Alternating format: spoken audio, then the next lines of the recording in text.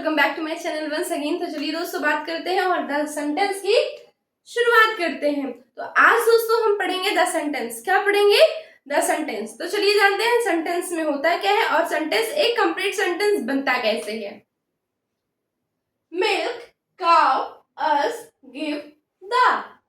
आपको क्या ये पढ़ने से लगा कि ये कंप्लीट मीनिंग दे रहा है? क्या ये स्पेसिफिक ऑर्डर में लगा हुआ है जो हमको कंप्लीट मीनिंग दे रहा है? नहीं, ये हमको कंप्लीट सेंस नहीं दे रहा है। क्यों नहीं दे रहा है? क्योंकि ये स्पेसिफिक ऑर्डर में नहीं लगा हुआ है। अच्छा, तो स्पेसिफिक ऑर्डर होता क्या है और सेंटेंस होता क्या है और सेंटेंस के कितने टाइप हैं, आज हम सबको डिस्कस करेंगे। तो चलिए दोस्तों जानते हैं सेंटेंस होता क्या है। A sentence is a group of words arranged in a specific order. It gives a complete meaning. A sentence always contains a subject and a verb, and it always begins with a capital letter.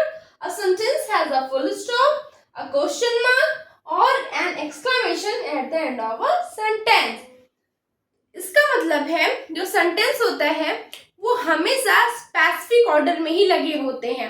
अब ये कैसे जानेंगे कि specific order में कैसे लगे होते हैं? तो सबसे पहले हमारा सब्जेक्ट आता है, देन हमारा हेल्पिंग वर्ब आता है, देन हमारा मेन वर्ब आता है, देन हमारा ऑब्जेक्ट आता है जो हमको एक कंप्लीट सेंस देते हैं। और सेंटेंस के एंड में या तो हम फुल स्टॉप लगाते हैं, या तो हम क्वेश्चन मार्क लगाते हैं, और या तो हम एक्सक्लेमेशन मार्क लगाते हैं अकॉर्डिंग टू द सेंटेंस कि हमारा सेंटेंस कह क्या रहा है ना। ये क्या, अगर ये क्वेश्चन पूछ रहा है तो क्वेश्चन मार्क लास्ट में लगाते हैं eight the end of the sentence. और अगर ये कोई एक्सक्लेमेशन के सेंटेंसेस हैं, जो अपने फीलिंग्स को, अपने एक्साइटमेंट को अगर शो कर रहे हैं, अगर ऐसे सेंटेंसेस हैं तो हम लास्ट में एक्सक्लेमेशन मार्क लगाएंगे। और अगर यहाँ पे बात इंपरेटिव की हो रही है, अगर वो ऑर्डर दे रहे हैं या कोई स्टेटमेंट बोल रहे हैं, तो eight the end of the sentence यहाँ पे हम फुल स्टॉप लगाएंगे। तो चलिए दोस्तों आगे बात करते हैं।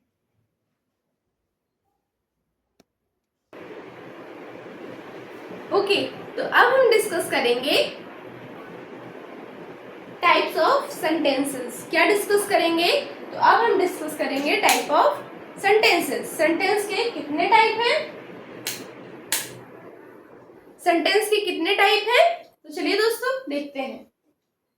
There are mainly four type of sentences. Mainly 4 प्रकार के सेंटेंस होते हैं। कौन कौन से? The first will be declarative sentences. Declarative sentences is also known as assertive sentences. Declarative sentences is also known as assertive sentences. The second will be imperative sentences. The third will be interrogative sentences and the fourth will be exclamatory sentences. तो total कितने प्रकार के sentence हो गए बच्चों? Total 4 प्रकार के sentence हो गए। कौन कौन से? एक बार हम फिर से रिपीट करते हैं। The first will B declarative sentences. Declarative sentences also known as assertive sentences.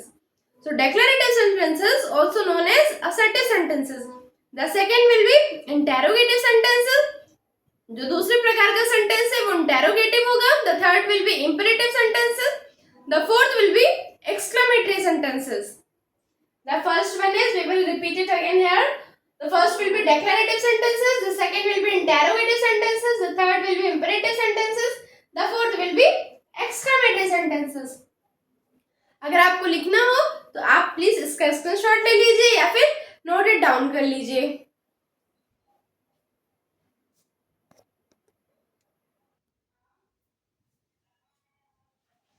Okay दोस्तों, तो चलिए दोस्तों बात करते हैं डिक्लेरेटिव सेंटेंसेस।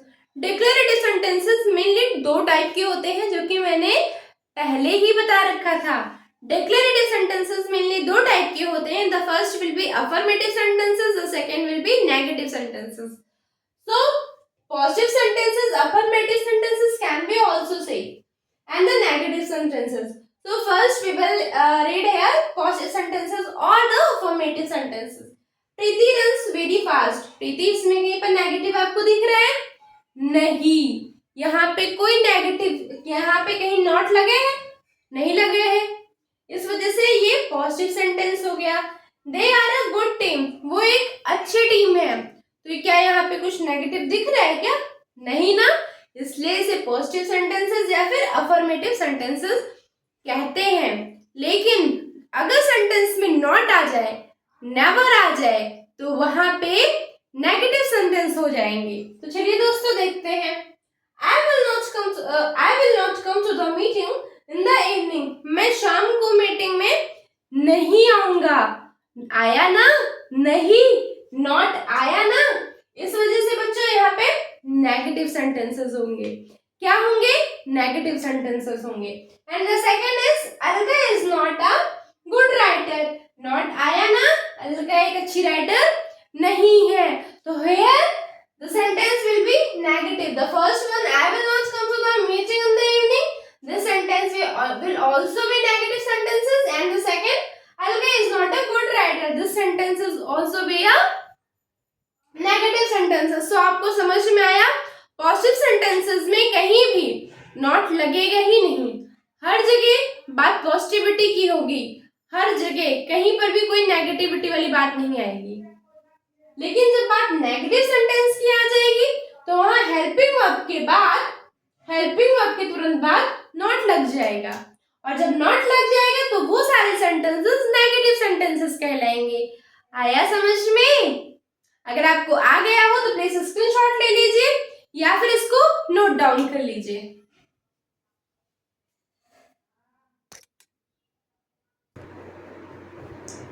तो चलिए दोस्तों, अब आगे बढ़ते हैं इंटेरोगेटिव सेंटेंसेस के बारे में। इंटेरोगेटिव, जैसे कि आपको वर्ड से ही पता चल रहा है, इंटेरोगेशन, इंटेरोगेटिव। इंटेरोगेटिव में क्या होता है?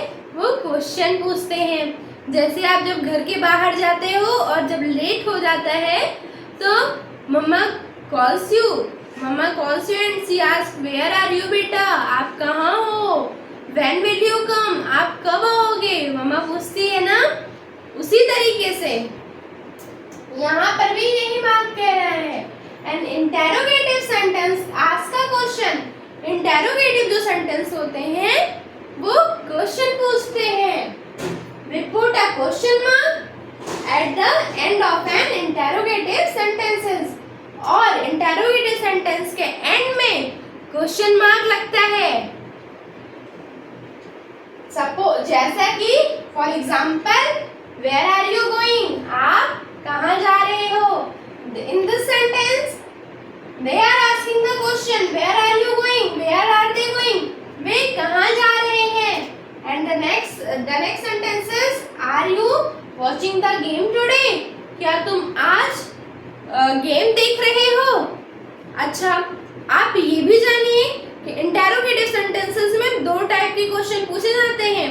एक, जब हमारा हेल्पिंग वर्ब सबसे आगे रखी जाता है, जब हमारा हेल्पिंग वर्ब सबसे आगे रहता है, देन हमारा सब्जेक्ट रहता है, देन हमारा मेन वर्ब रहता है, देन हमारा ऑब्जेक्ट रहता है।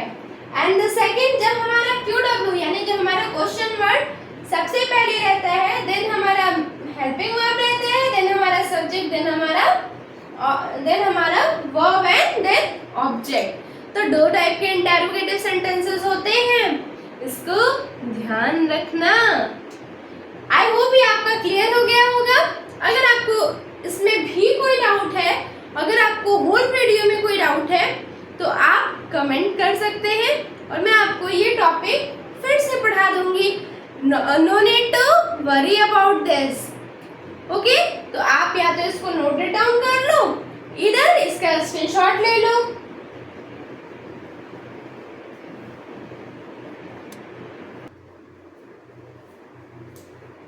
ओके, तो अब हम बात करते हैं इम्परेटिव सेंटेंसेस की।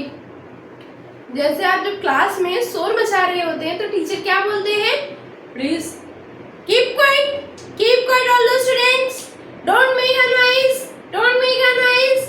सो these kind of sentences is imperative sentences.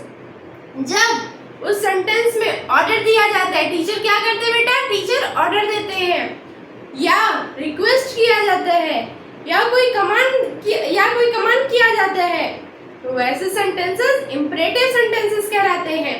आइए जानते हैं इंपरेटिव सेंटेंसेस डिटेल में क्या है। An imperative sentence expresses a command, order, request or a piece of advice. Just like declarative sentences, we put full stop at the end of imperative sentence. Imperative sentence command देता है, order देता है या फिर advice देता है। ऐसे sentences imperative sentences कहलाते हैं। जस्ट लाइक डेक्लेरेटिव सेंटेंसेस, एकदम डेक्लेरेटिव सेंटेंसेस की तरीके से at the end of the imperative sentence we put a full stop. हम फुल स्टॉप लगाते हैं इंपरेटिव सेंटेंसेस में। आइए देखते हैं इनके एग्जांपल्स क्या हैं। Don't eat junk food all the time. पूरे टाइम जंक फूड मत खाओ। मम्मा कहती है ना पूरे टाइम जंक फूड नहीं खाना है। The second, don't go out alone. अकेले बाहर मत जाओ। जब हमारे घर में बड़े होते हैं तो छोटों को क्या कहते हैं, अकेले बाहर जाने की कोई नीड नहीं है। It means they are giving you order. तो ये आपको समझ में आया? अगर आपको समझ में आया हो या तो आप इसे नोट डाउन कर लीजिए और या तो आप इसका स्क्रीनशॉट ले लीजिए।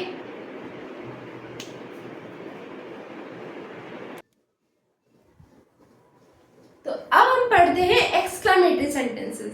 क्या पढ़ते हैं बच्चों? अब हम पढ़ते हैं एक्सक्लेमेटरी सेंटेंसेस। अच्छा, आपने कभी सुना होगा जब कहते हैं, जब बच्चे कहते हैं hurrah we won the match, hurrah we won the match.